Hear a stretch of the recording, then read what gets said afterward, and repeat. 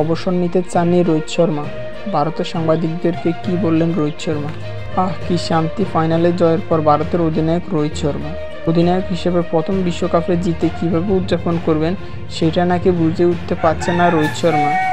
শিরোপা জয়ের পর সংবাদ সম্মেলনে গিয়ে রোহিত শর্মা বলেন সেটাও বারবাডোসের সঙ্গে সংবাদ সম্মেলনে আন্তর্জাতিক টি-20 থেকে অবসর নেওয়ার ঘোষণা দেন ভারতের অধিনায়ক। সংবাদ সম্মেলনের শেষে ভারতের সাংবাদিকের মুখোমুখি হয়ে অবশ্য অন্য কথা বলতে দেখা গেছে রোহিত শর্মাকে।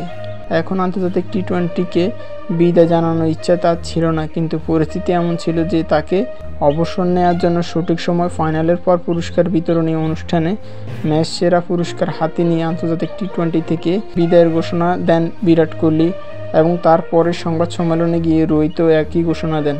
বারবাডোসের কিংসিংয়ে ওভারের ফাইনালে দক্ষিণ আফ্রিকাকে 7 রানে হারিয়ে নিজেদের ইতিহাস দ্বিতীয় টি-20 বিশ্বকাপ জিতেছে ভারত। তারপর সংবাদ সম্মেলনে আন্তর্জাতিক টি-20 থেকে অবসর নেওয়ার ঘোষণা জানিয়েছেন রোহিত শর্মা। বলেন, এটাই ছিল আমার শেষ ম্যাচ।